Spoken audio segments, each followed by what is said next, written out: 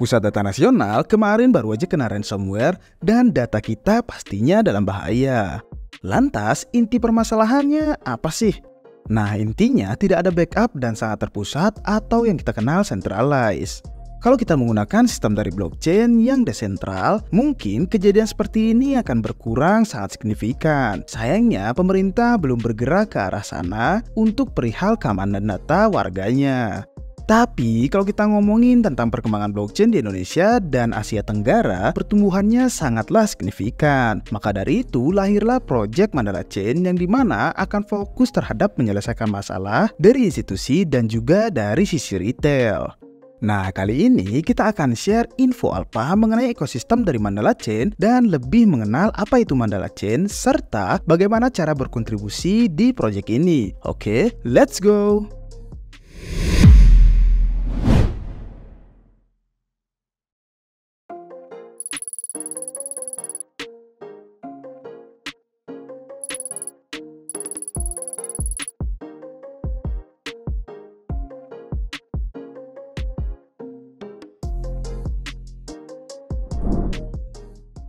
Apa itu Mandala Chain?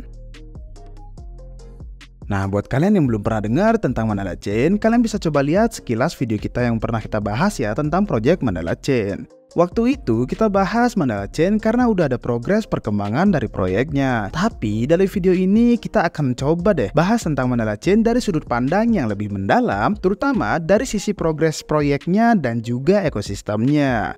Nah, secara singkat, Mandala Chain merupakan sebuah blockchain yang ingin menjadi wadah untuk adopsi kripto di level institusi sekaligus retail.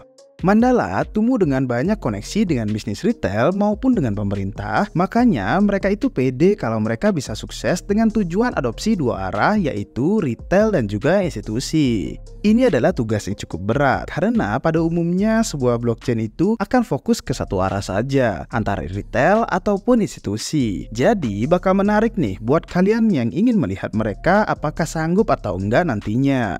Nah, blockchain ini adalah blockchain layer 1 yang menggunakan keamanan dari parachain Polkadot. Jadi, tujuan utamanya adalah untuk menjadi wadah tempat penyimpanan data, pembangunan aplikasi-aplikasi, dan solusi infrastruktur digital untuk keperluan retail ataupun institusi. Nah, yang kerennya lagi, Mandala ini pede banget guys sama target awalnya yaitu memiliki 100 juta pengguna di mana itu akan dimulai dari Indonesia. Nah, kenapa mereka memilih Indonesia? Karena faktanya berdasarkan tingkat adopsi dan dengan semakin banyaknya inovatif, masyarakat muda di Indonesia namun masih sering dibatasi kemampuan oleh infrastruktur digital negaranya. Nah, menurut Mandala Chain, sejak 2022, adopsi kripto dan inovasi digital di Indonesia tuh udah tumbuh pesat banget, bahkan ngalahin mayoritas negara maju lainnya. Mereka menemukan data kalau di Indonesia, jumlah holder kripto itu udah ada sekitar 41% dari seluruh masyarakat menengah ke atas, di mana ini lebih besar daripada adopsi di negara lain seperti Singapura. Nah, ditambah lagi, gak heran kalau Indonesia jadi negara tujuan utama, karena internet udah menjadi salah satu hal pokok buat semua orang, jadi akan lebih mudah untuk memperkenalkan teknologi desentralisasi. Nah, Mandala merasa bahwa keberadaan infrastrukturnya bisa membantu Indonesia mencapai tujuannya di 2045 yaitu Indonesia Emas. Nah, seperti yang mungkin kalian sering dengar di berita-berita ya. Nah, kalian pasti kadang kesel kan lihat Indonesia Emas 2045 sampai ngomong AI, blockchain, kripto, tapi infrastruktur negara terkait perihal digital masih sangat kurang mumpuni. Nah, disinilah peran dari Mandala Chain. Karena proyek ini ingin membantu pemerintah juga untuk memberikan wadah yang layak sehingga masyarakat inovatif Indonesia bisa mewujudkan Indonesia Emas di 2045. Oke, gimana update progres perkembangan dari proyek Mandala Chain?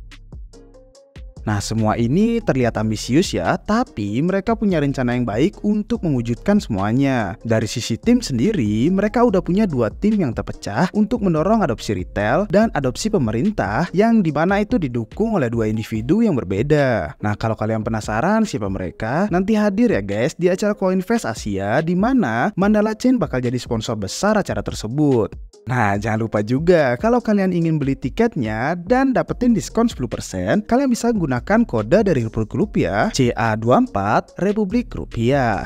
Nah, fakta bahwa Mandala Chain bisa jadi sponsor sebesar acara Coinvest Asia artinya mereka berada di kondisi yang baik dong, karena gak mungkin proyek abal-abal tiba-tiba jadi sponsor utama. Jadi seharusnya semua berjalan sesuai rencana mereka.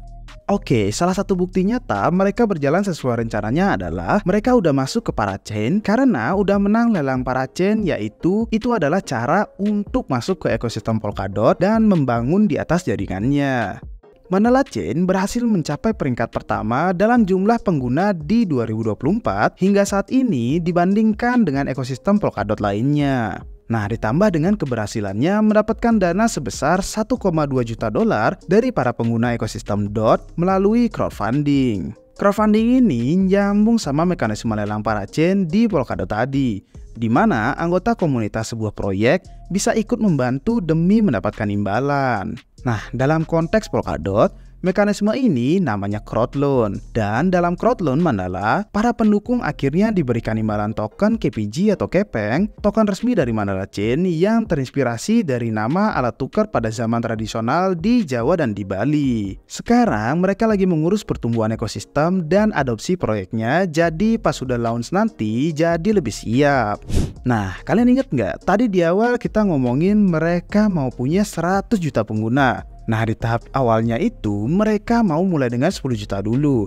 Dan mereka merasa ini target yang sangat bisa dicapai. Oke, sebagai konteksnya, 10 juta ini gede banget loh guys. Karena coba deh kita lihat perbandingan sama beberapa wallet dan blockchain lainnya.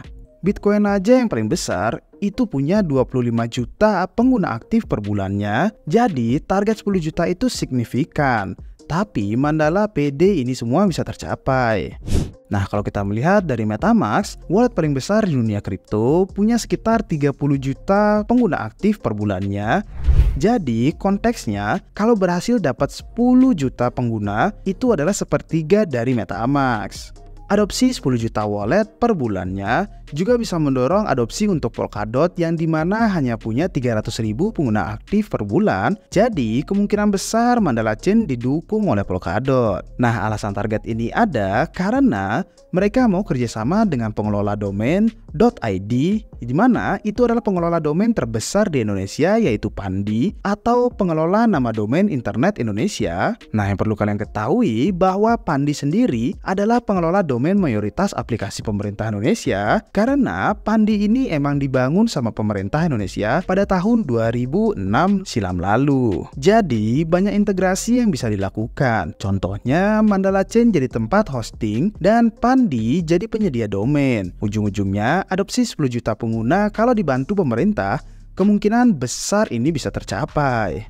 Nah, mereka juga akan kerjasama dengan beberapa perusahaan dan institusi besar, termasuk DiJoin, sebuah holding yang berisi 90 bank, 27 rumah sakit untuk perihal pengelolaan data, termasuk mempermudah klaim asuransi, dan beberapa kerjasama dengan perusahaan telekomunikasi yang belum bisa diumumkan. Nah, ditambah lagi yang memungkinkan akan menjadi pendorong volume adalah kerjasama dengan Microgold, salah satu perusahaan emas yang terbesar di Indonesia. Nah, dalam kerjasama ini katanya Mandala Chain akan menerima emas senilai 500 juta dolar atau sekitar 8 triliun yang akan ditokenisasi di blockchainnya nanti. Selain itu, mereka juga mau fokus ke 4 ekosistem utama yaitu 1. RWA, AI, DeFi, dan juga GameFi. Nah, sesuai dengan tujuannya Indonesia Emas di tahun 2045 dan pertumbuhan minat anak muda di Indonesia.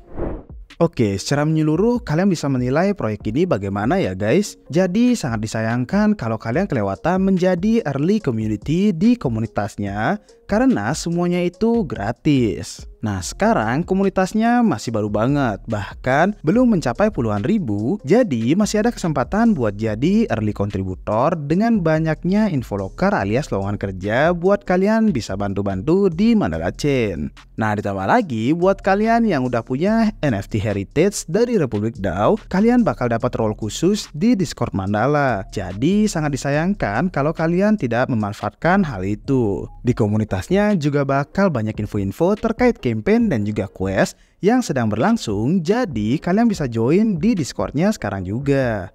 Nah, untuk quest baru mereka sudah membukanya awal minggu ini. Jadi jika kalian baru join, tenang aja, kalian masih early community. Dan juga jika kalian aktif dalam bersosialisasi serta berkontribusi di Mandala Chain, ada role khusus yang akan kalian dapatkan. Nah, gimana nih? Udah cukup nggak alpanya guys? Kalau kalian tertarik, bisa cari info lebih lanjutnya di Discord atau Twitter Mandala Chain ya guys. Oke, segitu aja untuk video hari ini. Sampai jumpa di video-video selanjutnya. Cheers!